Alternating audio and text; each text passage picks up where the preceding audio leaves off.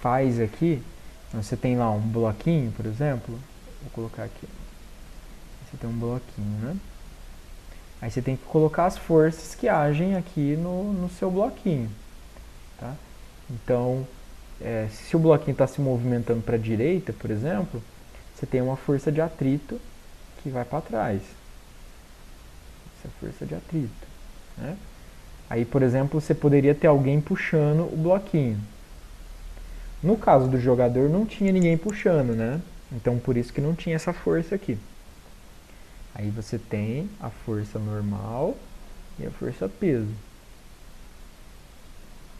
Certo? Então, por exemplo, no eixo X, aí você tem aqui massa vezes aceleração, porque tem movimento no eixo X. No eixo Y, não tem movimento, né? Então tem que ser igual a zero.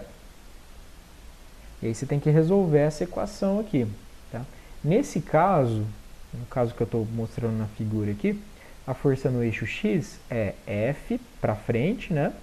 Menos a força de atrito, igual a massa vezes a aceleração. E no eixo Y é a normal para cima, menos a força-peso para baixo, igual a zero. Aí você tem que resolver essas duas equações. Tem que lembrar que a força de atrito, ela é sempre μ, né, coeficiente de atrito, vezes a força normal. Tá? Aí pode ser atrito estático ou atrito cinético. No caso de ter movimento, aí é atrito estático. Ou, perdão, é atrito cinético. No caso de não ter movimento, é atrito estático. Mas aí, se não tiver movimento, é zero, né? Aqui, massa vezes aceleração é igual a zero. Tá? Então, essencialmente é isso. Tá? Você sempre tem que fazer essa coisa aí. Por exemplo, vamos pegar um outro aqui. Vamos supor que a gente tem uma parede, tá? E agora a gente põe um bloquinho na parede. Certo? A gente coloca, né, um bloquinho na parede. Então, o que acontece aqui? Vamos supor que a gente aperta o bloco com uma certa força. A gente está apertando ele com uma força aqui. Certo? E aí, a força peso sempre para baixo. Peso. Agora, como tem uma superfície, né, que é a parede, aí tem uma força normal. Eu vou fazer meio deslocado aqui. Força normal para cima. Né? E o movimento do bloquinho é para baixo, né?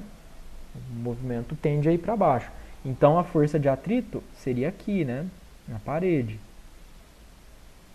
Seria a força de atrito. Aí, por exemplo, nesse caso aqui, você teria assim, ó, a força no eixo X tem que ser igual a zero, né? Ou seja, não tem movimento no eixo X. Agora, no eixo Y é o quê? Massa vezes aceleração. Porque agora tem movimento no eixo Y. Né? Agora, quem que tem aqui no eixo X? No eixo X você tem a força normal para a direita, menos a força que você está fazendo para segurar o bloquinho. E no eixo Y você tem a força de atrito para cima, então ela é positiva, né? Φ, menos a força-peso que está para baixo. Igual a massa vezes a aceleração. Aí tem que resolver aí com os dados, né? Mas, de novo, a força de atrito vai ser igual a μ vezes a normal. Tá? Isso aqui nunca muda.